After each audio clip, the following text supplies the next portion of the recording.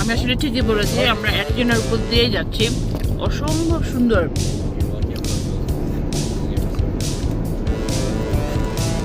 Beautiful. Yes. এখানে দেখা যাচ্ছে আমরা আসলে ওয়েলকাম টু অ্যারিজোনা, মানে আমরা অ্যারিজোনাতে গিয়েছে এবং এটা grand canyon state of course. Ooh, luckily we got a very historical thing. Perfect. এটি হচ্ছে গ্র্যান্ড ক্যানিয়ন। আমি সেই জন্যই বারবারই বলছিলাম যে আমার কাছে মনে হচ্ছে আমি অ্যারিজোনার উপর দিয়ে যাচ্ছি। I am right.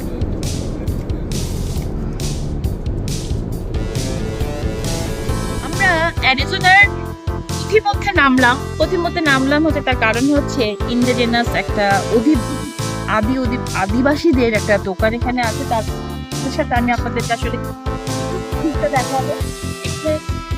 লাল মাটি চিনার মতো আছে এখানে একটা, এটা আসলে একটা রেস্টিং এরিয়া এবং এখানে কিছু আদিবাসীদের স্কাল্পচার করা। আমি নিয়ে যাই কারণ এই দোকানটাতে আপনাদেরকে নিয়ে যাব। এটা আদিবাসীদের একটি দোকান এবং এখানে যাওয়ার আগে এখানে তো দেখবেন অ্যান্টি গাড়িও আছে। তারপরে এটা দেখলেই বোঝা যাবে এখানে আর্ট আছে, তাদের আঁকার ছবি।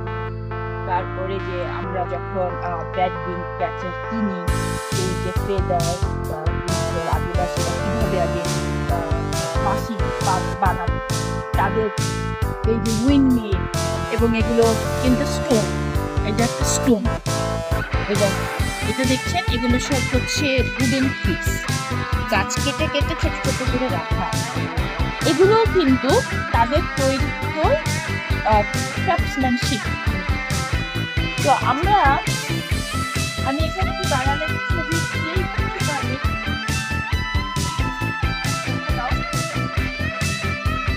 এই জায়গাটা ভেরি ইন্টারেস্টিং একটা জায়গা ছবি তোলার জন্য। তো আমি এখান থেকে একটা ফটোগ্রাফি নিলাম। এই জায়গাটা আমার খুবই ভালো লাগছে, আমি যেহেতু একজন আর্টিস্ট এবং এটা সত্যি একটা কালচার। এখানে হুইল আছে, এটা জিনিস তৈরি করে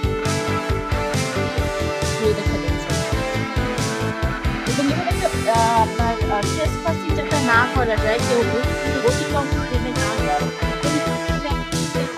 লেখা আছে নো ট্রেসপাসিং। চমৎকার এখান থেকে সান আসছে, মানে দেখার মতো।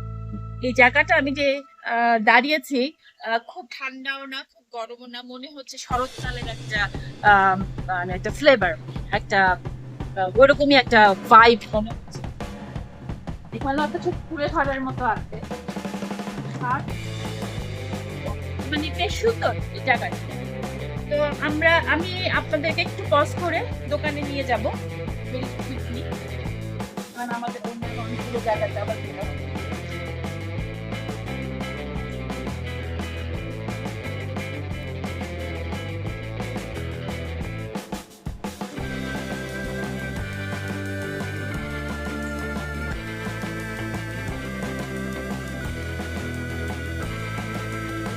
As today is Sunday, so unfortunately the store is closed. I'm really sorry for that.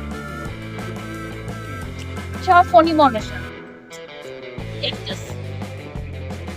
এটা খুবই সুন্দর, বিউটিফুল। ওখানে ওই যে লাল মাটি গ্র্যান্ড ক্যানিয়নের ফিডের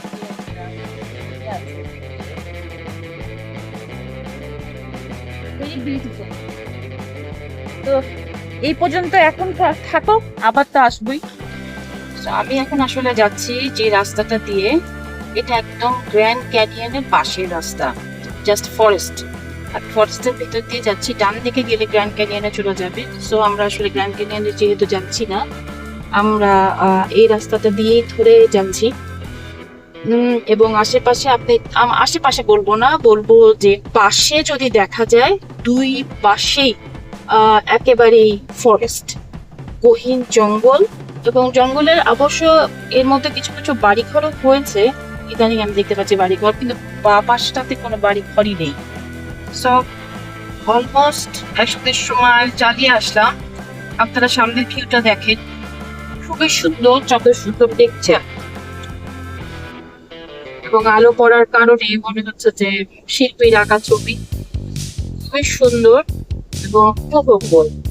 একটু ট্রিকি হলেও যদি আপনি ট্রিক্সটা জানেন রোডের, তাহলে এনজয় ড্রাইভিং। আপনি সাইনিক বিউটি দেখে দেখে ড্রাইভ করে যেতে পারবেন, বাট আপনাকে সবসময় কশাস থাকতে হবে। তার কারণ এটা হচ্ছে পাহাড়ি আঁকাবাঁকা রোডের রাস্তা। আপনাকে ম্যাপ দেখে সমতল জায়গা থাকতে হবে, সেগুলোর ব্যাপারে আপনাকে একটু সজাগ থাকতে হবে। যদি আপনি কয়েকটা বিষয়ে সজাগ থাকেন, তাহলে definitely road trip by driving like this is always enjoyable for anyone.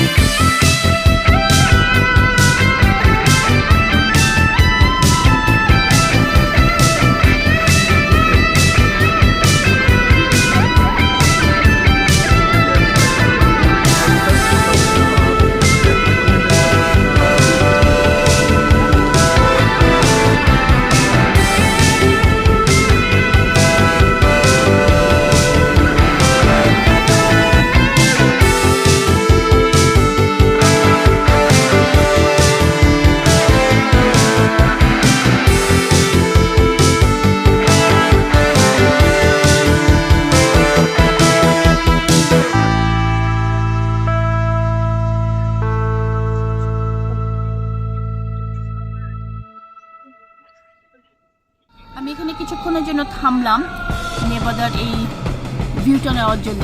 Amazing beautiful view. এখানে অবশ্য কাজ চলছে, স্লোয়ার ট্রাফিক ডিপ রাইড। কাজ চলছে ওই যে নিচে, এই জায়গাটা একটা ভিউ নেমে অসাধারণ। আমি একটু নিচে নেমেও দেখছি, দাঁড়ান। যদি এই জায়গাটা নামার কোনোভাবে কোনো উপায় নেই। আপনারা দেখতে পাচ্ছেন আমার ওই দিকে হচ্ছে ব্লু লেক